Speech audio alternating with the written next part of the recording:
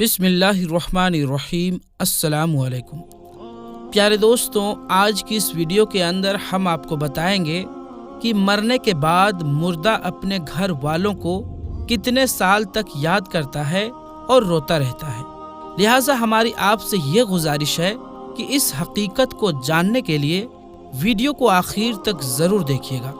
प्यारे दोस्तों, हम में से हर एक ये जानता है कि ये दुनिया की ज़िंदगी ये आर्जी और मुख्तसर सी ज़िंदगी है। एक न एक दिन हम में से हर एक को इंतकाल करना है और इस दुनिया फ़ानी को छोड़कर अपने असली ठिकाना आखिरत की तरफ जाना है। और मौत एक ऐसा दरवाज़ा है जिसमें से हर एक को गुजरना है, ख्वाह वो बच्चा हो, जवान हो या बूढ़ा हो, हर एक को मौत के दरवाजे से गुजरना है। जिस तरह कि अल्लाह तबारक व तआला कुरान पाक में इरशाद फरमाता है, कुल्लु नफ्सिन ज़ायक़तुल मौत, कि हर जानदार ने मौत का जायका चखना है। प्यारे दोस्तों, दुनिया और आखिरत के बाद एक और आलिम है जिसको हम आलम बरज़ख कहते हैं। मरने के बाद और क़यामत से पहले तमाम जिन्नों इंस की अरवाह को हस्बे मुरातिब इसमें रहना होता है और रूह कहीं भी हो जिस्म के साथ इसका ताल्लुक रहता है। कब्र पर आने वालों को वो पहचानती है और ये कहना कि फलां की रूह फलां के अंदर चली गई या इसने दोबारा जन्म ले लिया, ये अकीदा कुरान और सुन्नत के खिलाफ है।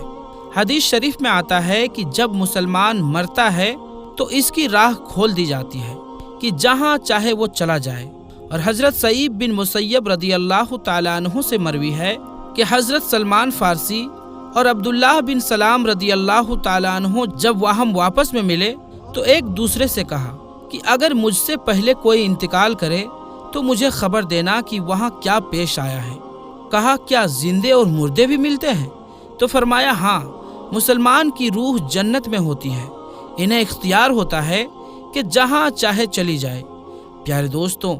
अब सवाल ये है कि क्या मरने के बाद मुर्दे अपने घर वालों को याद करते हैं? जब किसी इंसान का इंतकाल होता है तो मरने वाले शख्स को ये मालूम होता है कि हम इस दुनिया से मुंतकिल होकर इस दुनिया में यानी कि आलम बरज़ख में आते हैं और इसको ये सारी चीज़ें याद होती है कि हमारा घर है, हमारा मकान है, रिश्तेदार हैं, अजीज़ व अकारिब हैं और हमारे बहन भाई भी हैं और हमारा एक फैमिली है। और यहाँ तक कि जब इस मुर्दे की रूह निकल जाती है और उसको दफनाया जा रहा होता है तो फिर उस वक्त वो मुर्दा अपनी आंखों से सारी चीजें देख रहा होता है, यानी कि उसकी रूह तमाम चीजों को देख रही होती है और इसको पता होता है कि अब हमें कफन पहनाया जा रहा है और अब हमारी जनाजे को उठाया जा रहा है।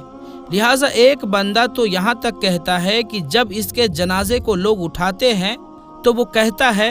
ऐ लोगों, जल्दी मुझे लेकर कब्रिस्तान की तरफ चलो और बहुत जल्द मुझे मेरे असली ठिकाने में यानी कि कब्र के अंदर पहुंचा दो, क्योंकि इसको मौत पर ही पता चल जाता है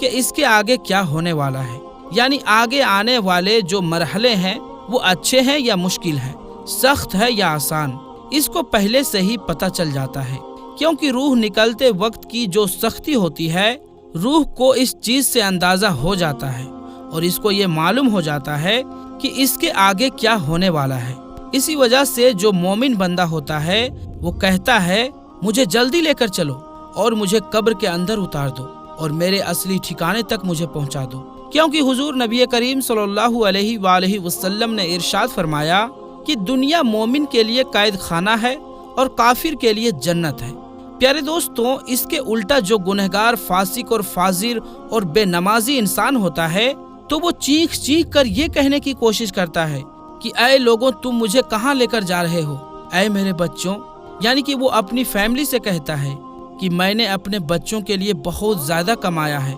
इनके लिए घर और मकान बनाया है और अब तुम हमें हमारे घर से निकाल कर अंधेरी कब्र कोठरी के अंदर कहाँ डालने जा रहे हो? इसे बहुत घबराहट होती है तो वो अपनी ज़ुबान हाल से कहने की कोशिश करता है कि ऐ लोगों, मुझे मत लेकर जाओ। बहरहाल दोस्तों, इसको जब कब्र के अंदर रखा जाता है तो इसको ये पता होता है कि अब हम कब्र के अंदर हैं और हमारी फैमिली और हमारे तमाम अजीज़ो अकारिब और रिश्तेदार उस पिछली दुनिया में हैं जहाँ पर वो पहले मौजूद थे। اسی وجہ سے روایت میں آتا ہے کہ جب کوئی انسان اپنے کسی مردے کی قبر پر جاتا ہے تو وہ مردہ اس قبر پر آنے والے کو پہچانتا بھی ہے کہ یہ ہمارا فلانا شخص ہے۔ اگر باپ قبر کے اندر ہے تو پہچان لیتا ہے کہ ہماری قبر پر آیا ہوا یہ ہمارا بیٹا ہے، ہمارا بھائی ہے، ہمارا رشتہ دار ہے۔ جس طرح کہ حضرت ابو ہریرہ رضی اللہ تعالی عنہ سے مروی ہے کہ نبی کریم صلی اللہ علیہ وآلہ وسلم نے ارشاد فرمایا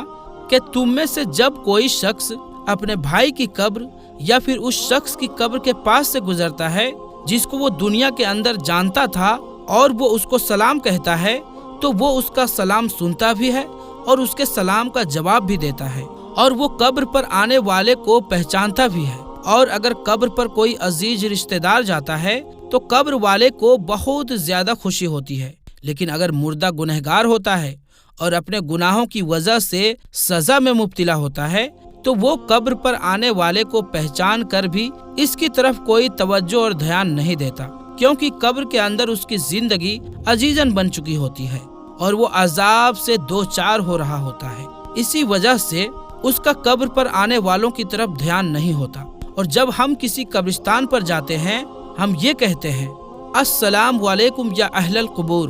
تو وہ قبر والے ہمارے سلام کو سنتے بھی ہیں اور ہمارے سلام کا جواب بھی دیتے ہیں۔ اور بخاری شریف کی حدیث میں ہے کہ جب کوئی شخص اپنے کسی مرحوم کے لیے ایصال ثواب کرتا ہے اور جب اس ایصال ثواب کا تحفہ بنا کر اس مردے کو پیش کیا جاتا ہے تو وہ بڑا خوش ہوتا ہے، اور اس وقت اس کو ایسی خوشی ملتی ہے کہ اس سے پہلے اس کو ایسی خوشی کبھی نہیں ملی ہوتی۔ بہرحال دوستوں، جو گنہگار بندہ ہوتا ہے اسے یہ دنیا بہت یاد آتی ہے۔ وہ یہ کہتا ہے کہ ہم بہت عیش کی زندگی میں تھے،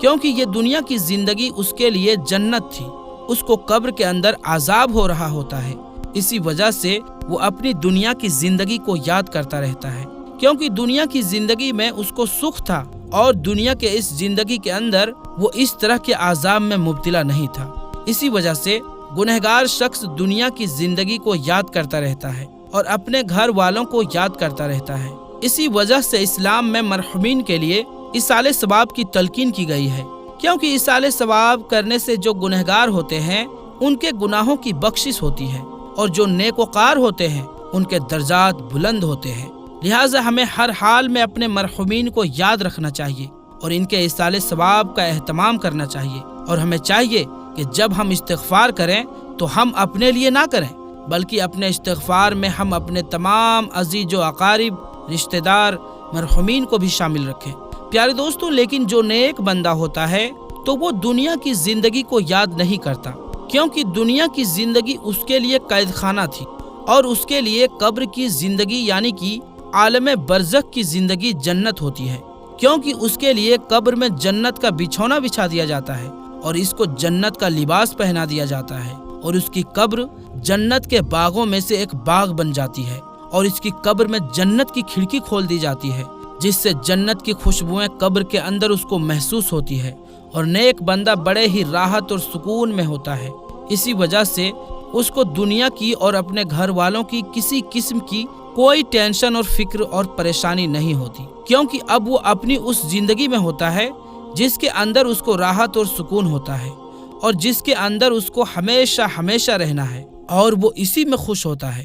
کیونکہ وہاں پر اس کو کسی قسم کی کوئی دکھ پریشانی اور تکلیف نہیں ہوتی، بلکہ اس کے لیے راحتیں ہی راحتیں ہوتی ہیں۔ اور جو گنہگار بندہ ہوتا ہے اس کو یہ دنیا بہت یاد آتی ہے اور وہ قبر کی بہشتوں سے بہت پریشان ہوتا ہے۔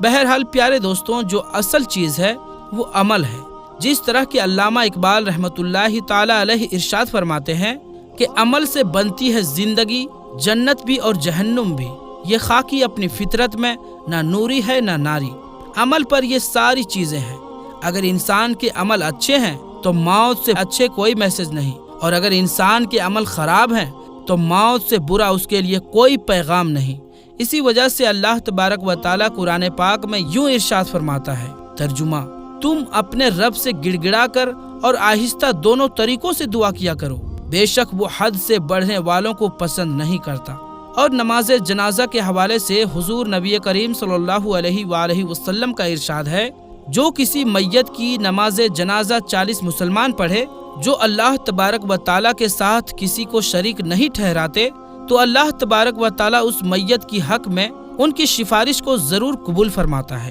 دوسری روایت میں ہے کہ آپ صلی اللہ تعالیٰ علیہ وآلہ وسلم کا ارشاد ہے، جس میت کے نماز جنازہ امت مسلمہ کی 100 افراد ادا کرتے ہیں اور اس کے بعد وہ اس میت کے لیے سفارش کرتے ہیں تو ان کی سفارش اس میت کے حق میں قبول کی جاتی ہے۔ اور امام ابن قیم رحمۃ اللہ تعالیٰ علیہ ارشاد فرماتے ہیں کہ نماز جنازہ کا مقصد میت کے لیے دعا کرنا ہے، لہٰذا قبر کے پاس کھڑے ہو کر دعا کرنی چاہیے اور میت کے لیے مغفرت طلب کرنی چاہیے۔ جس طرح کہ حضرت عبداللہ بن عمر رضی اللہ تعالیٰ عنہ سے روایت ہے کہ نبی کریم صلی اللہ تعالیٰ علیہ وآلہ وسلم جب میت کو قبر میں رکھتے تو فرماتے بسم اللہ وعلی سنت رسول اللہ صلی اللہ تعالیٰ علیہ وسلم، یعنی کہ اللہ تبارک و تعالیٰ کے نام سے اور رسول اکرم صلی اللہ تعالیٰ علیہ وسلم کے طریقے پر۔ نیز حضرت عثمان بن عفان رضی اللہ تعالیٰ عنہ کی روایت ہے، وہ کہتے ہیں کہ جب رسول اللہ صلی اللہ تعالیٰ علیہ وآلہ وسلم میت کے تدفین سے فارغ ہوتے تو قبر پر کھڑے ہو کر فرماتے اپنے بھائی کے لیے مغفرت کی طلب کرو اور اس کے لیے ثابت قدمی مانگو، اسی لیے کہ ابھی اس سے سوال کیے جائیں گے۔ اللہ تبارک و تعالیٰ سے دعا ہے کہ اللہ تبارک و تعالیٰ ہمیں نیک اعمال کرنے اور گناہوں سے بچنے کی توفیق عطا فرمائے اور ہمیں دنیا و آخرت، قبر اور حشر میں کامیابی اور ہمکنار فرمائے، اور اللہ تبارک و تعالی ہمیں اپنے تمام مرحومین اور تمام مسلمین مسلمات مومنین مومنات کے لیے زیادہ سے زیادہ ایصال ثواب کرنے اور ان کے لیے مغفرت کی دعا کرنے کی توفیق عطا فرمائے، آمین یا رب العالمین۔ تو پیارے دوستوں، آج کی اس ویڈیو میں بس اتنا ہی، انشاءاللہ ملیں گے اگلی ویڈیو میں، تب تک کے لیے السلام علیکم، اللہ حافظ۔